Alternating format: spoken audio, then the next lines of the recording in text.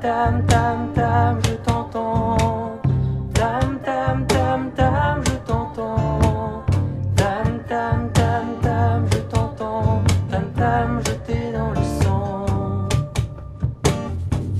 Salut les humains, bienvenue sur Tam Tam la radio. Et oui, la première interview en mode déconfinement. Ah, c'est pas beau ça. Dans la vraie vie quoi. Fini le téléphone. Donc aujourd'hui, je reçois dans le studio, dans le grand studio Tam Tam la radio, vue mer, elle est pas belle la vie. Je reçois Sandrine Huet ou Huette? Huette. Huette, c'est joli comme nom, Huette. On dirait le nom d'un petit oiseau. Ou d'une chouette. Une chouette. Ouais, t'es chouette. Alors, Sandrine, tu vas te présenter en diagonale si tu as envie. Alors, te présenter auprès des auditeurs. Et puis, le but de cette interview, c'est d'un petit peu aussi découvrir quelles sont tes activités et notamment une en particulier que tu avais envie de développer. Oui. Voilà. Voilà. Alors, Sandrine, qui es-tu? D'où viens-tu? De quelle planète viens-tu? De quelle planète? Ça, c'est une très très bonne question. Oh, je suis dans l'ici et maintenant, et c'est vrai que j'appartiens à l'univers aussi. Donc, je suis, on va dire, un petit grain de sable connecté, oui, à l'univers. D'accord.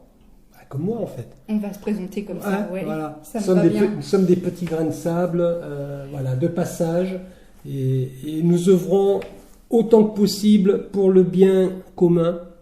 C'est un peu ça? Oui, pour nous déjà. Ouais, pour nous.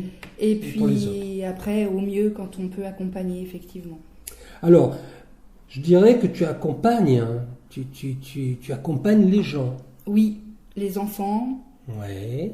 les plus grands, Oui. les animaux. Oui. Je me sens au service du vivant, en général. Même les animaux. Alors, ton mode d'accompagnement, c'est quoi? Même tes modes d'accompagnement. Je pense que tu as un panel d'activités, un panel de services que tu proposes. Oui, tout à fait. En fait, je me suis reconnectée, on va dire ça comme ça. Je me suis effectivement éveillée il y a maintenant 4 ans et demi. Oui. Puisque je travaillais dans différents domaines auparavant et j'ai été animatrice pour enfants à la ville de Saint-Malo. Je faisais des gardes à domicile. D'accord. J'ai même travaillé bien avant dans d'autres domaines, dans la vente, le tourisme, etc. Mhm. Et puis je sentais qu'au fond de moi, c'était pas ça. Ça résonnait pas. Ça résonnait pas. Je me sentais pas alignée. Ça n'avait pas de sens. Et puis un soir, je suis allée à une conférence animée par Gilles Guyon, donc formateur maintenant en coaching intuitif, qui a créé sa propre école il y a de cela maintenant 20 ans avec Vanessa Méziarek, sa compagne. Et puis à la suite, j'ai suivi un atelier avec lui et puis il y a eu un déclic, il y a eu quelque chose qui s'est déclenché en moi. Je ne savais pas qu'est-ce que j'allais trouver au sein de cette formation, mais ma petite voix à l'intérieur de moi me disait bon, maintenant il est peut-être temps de se bouger et d'y aller et d'aller voir autre chose, sans savoir réellement qu'est-ce que ça allait m'apporter, mais en sachant que ça pouvait effectivement changer ou bouleverser des choses. Et c'est ce qui s'est produit, puisqu'à la suite de ça, je me suis formée à beaucoup d'outils différents et puis je me trouve maintenant dans ma mission de vie et tout ce que je fais a du sens, effectivement. D'accord. Alors on va rentrer dans le vif du sujet. Dans le vif du sujet, mais avant ça, tu es originaire d'où, Sandrine? Alors moi, je suis née au Cameroun. Je suis née au Cameroun et j'ai vécu en Afrique pendant 14 ans. Alors voilà. ça si c'est donc pas nous un avons signe. ça aussi, je pense, en commun. Voilà. Et il se peut qu'on s'est déjà connus sur cette terre d'Afrique dans une autre vie. C'est fou. Mais écoute, c'est incroyable. Bon, je vais pas tout dire là parce qu'on est en enregistrement, mais j'en parlais hier à quelqu'un qui m'est très cher et je lui ai dit je vais recevoir Sandrine et je sais pas, avec Sandrine je sens qu'il y a une connexion particulière. On se connaît déjà. C'est vrai. C'est incroyable. Alors, continuons. Qu'est-ce que tu proposes aujourd'hui? Qu'est-ce que tu as envie de faire découvrir auprès je vais dire de ton public? C'est pas tellement adapté, mais oui, d'un large public. d'un large public. Voilà. Les gens qui ont besoin de ton soutien, par exemple, justement, qu'est-ce que tu peux leur apporter? Voilà. Quelle est la méthodologie, en gros? Alors, je dirais que justement, il n'y a pas de méthodologie parce que je me suis formée à différents outils pour m'adapter au mieux justement aux besoins de la personne et j'adapte dans l'instant T quand je rencontre la personne ou quand on m'appelle au téléphone, en sachant qu'aujourd'hui effectivement je peux proposer du coaching intuitif si on a besoin de mettre des actions en place ou effectivement rentrer dans un mouvement de changement, on va dire ça comme ça. D'accord. Je pratique également la psychophanie. La psychophanie. Qui veut dire mise à jour de l'âme, étymologiquement. D'accord, mais encore. Alors, c'est quoi ça, la psychophanie? Alors, la psychophanie... C'est ce dont on doit parler aujourd'hui. C'est ce dont on doit parler aujourd'hui, oui. Allons-y. Psychophanie sur la bienvenue. Alors, psychophanie, mise à jour de l'âme. Au départ, cet outil ne s'appelait pas psychophanie. Il a été mis en place dans les années 70 par Rosemary Crossley, qui donc était éducatrice et a mis cette technique en place pour les personnes handicapées privées de la parole, donc comme les autistes par exemple. D'accord. Voilà. Donc il y avait un facilitant et un facilité. Et donc la personne facilitant qui accompagne la personne facilitée venait, comment on va dire, soutenir la main du facilité par injonction, et la personne donc privée de la parole, avec son index, allait pouvoir choisir des icônes, des lettres, et puis faire des mots, des phrases, et au fur et à mesure pouvoir s'exprimer, communiquer. D'accord. Juste une question qui me vient, parce que moi je n'y connais pas grand-chose en fait, donc je suis curieux, forcément. Tu parlais des personnes autistes par exemple, mais est-ce que la psychophanie s'adresse à des gens qui ont subi par exemple des traumatismes et qui ont perdu la parole par exemple suite à malheureusement un viol oui, bien sûr. ou un accident, la perte d'une personne très chère? J'allais y venir, je finis l'explication. Je t'en prie, je t'ai devancé un petit peu, je suis désolé. Non, tout va bien. Donc, à la suite de cette technique, donc qui a très bien fonctionné, elle s'est exportée donc aux États-Unis, puis en France dans les années 80, et ça a été introduit par Anne-Marguerite Vexio. D'accord.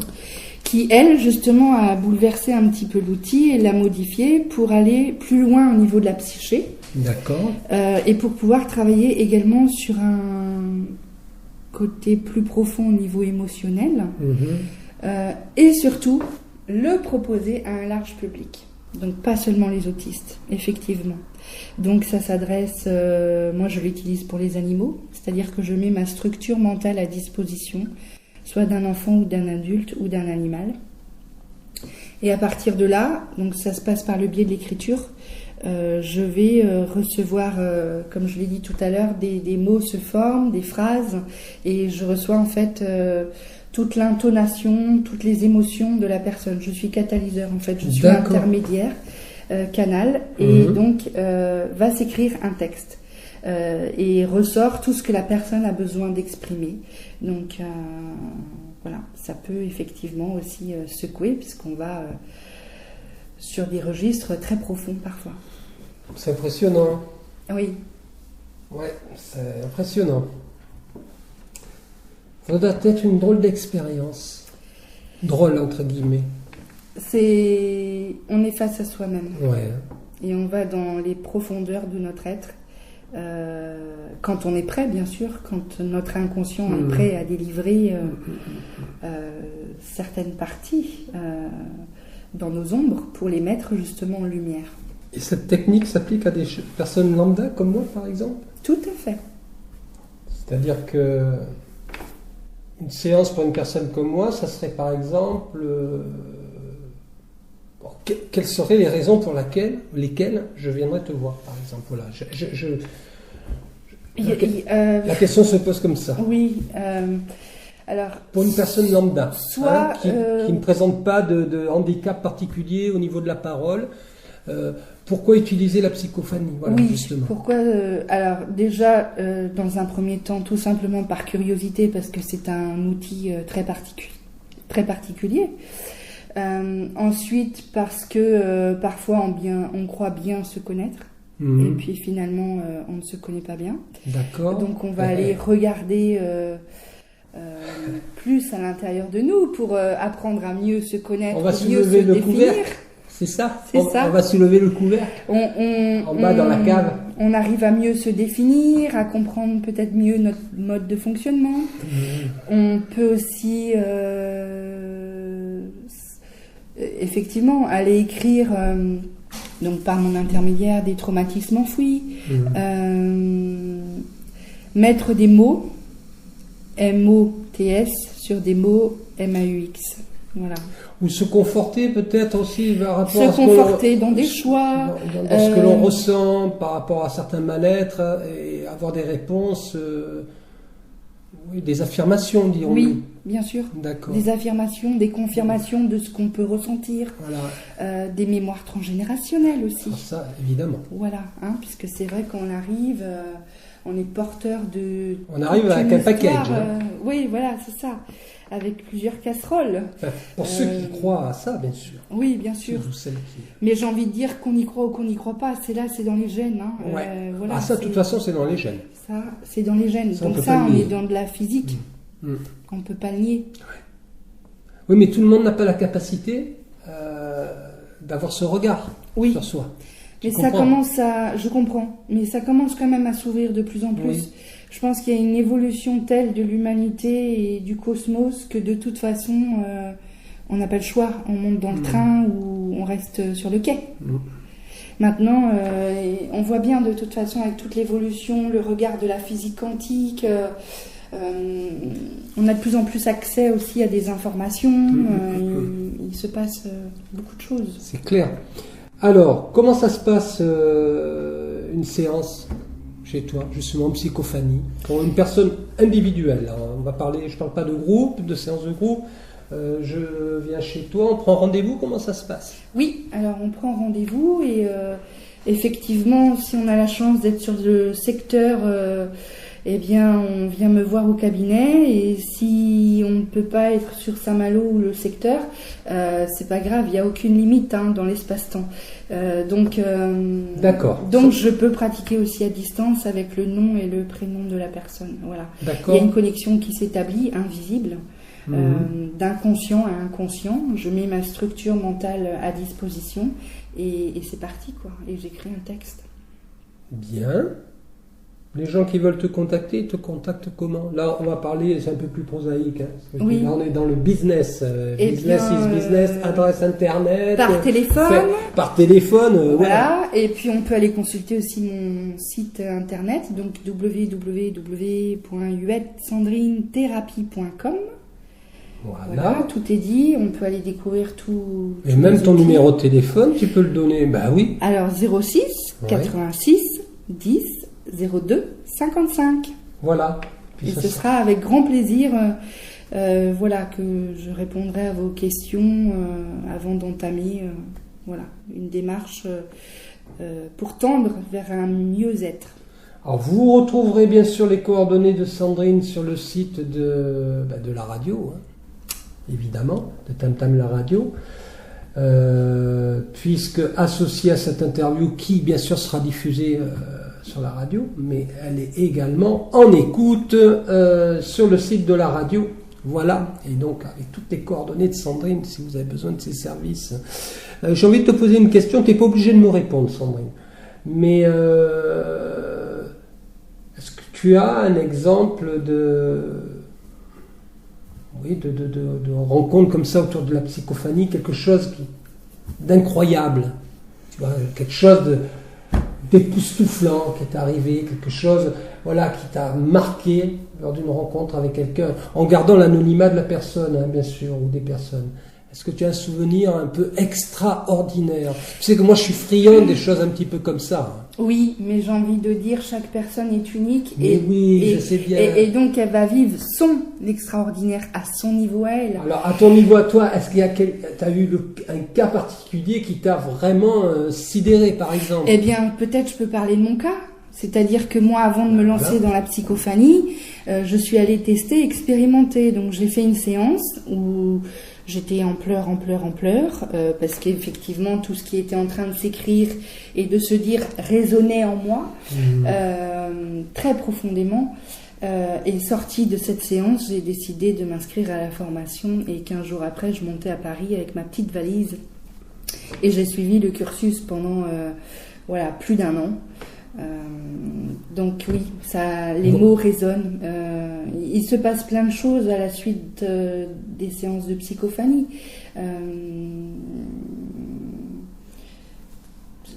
Non, j'ai pas de. Ça peut être des cas de transformation, par exemple, Bien où sûr. il y a des réorientations professionnelles. Ça peut être des déclics qui se font, qui amènent les gens à changer, à prendre des décisions. C'est un booster, en fait, la psychophanie. D'accord. Ça va venir révéler soit des choses, effectivement, qu'on ne pouvait pas du tout supposer, ou qu'on subodorait, qui étaient là, et voilà, qui sont mis en lumière, et il y a le déclic, quoi. Voilà, c'est un déclencheur en fait. C'est un déclencheur. C'est un déclencheur, d'accord. Mais systématiquement, il se passe quelque chose ou pas forcément? En général, Oui. En général, c'est quand même un outil puissant, et il se passe des D'accord. choses. D'accord. Parce que les mots se déposent, mais moi étant effectivement intermédiaire, je reçois l'intonation de les émotions, et il s'opère aussi quelque chose au niveau énergétique. Mhm. Et la psychophanie en groupe, ça se pratique aussi? Non. Non, c'est individuel. vraiment individuel. D'accord. Ouais. Ok. La question était un petit peu stupide en même temps. Mais... Pas du tout, parce que c'est vrai qu'il y a des outils qui peuvent être à la fois, Oui. qui peuvent effectivement s'utiliser à titre individuel et collectif, mais dans la psychophanie, c'est Tu vraiment reçois- individuel. Excuse-moi de t'avoir coupé. Tu reçois chez toi, mais ou tu vas chez l'habitant ou pas? Non, les personnes viennent au cabinet. Ah, il faut qu'il y ait la démarche. Oui, C'est impératif. oui, D'accord. Fasse la démarche d'aller vers toi. oui. C'est une forme de... Je m'ouvre. Je m'ouvre et je me responsabilise. D'accord. Je m'autorise à me donner les moyens Voilà. d'aller à la rencontre de moi-même. D'accord. Très bien. Que dire? Oui, question.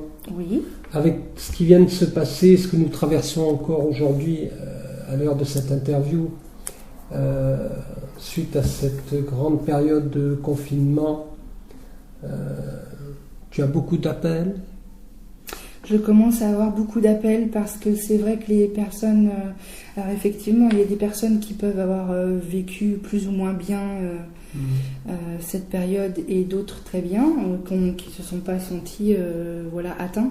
J'ai envie de dire que tout dépend si on est déjà sur un chemin de développement personnel ou pas du tout. Et effectivement, là, cette période a amené les personnes À faire un travail à faire un travail d'introspection, à aller voir vraiment en elles-mêmes et s'apercevoir qu'effectivement, s'avouer, j'ai envie de dire, s'avouer qu'il y avait des choses qui n'allaient pas. Et donc oui, je commence à avoir des appels dans ce sens-là, parce que les gens sont en questionnement, en recherche et ont besoin maintenant de comprendre. Alors j'allais encore un petit peu plus loin dans mon questionnement, et ça sera sans doute la dernière question.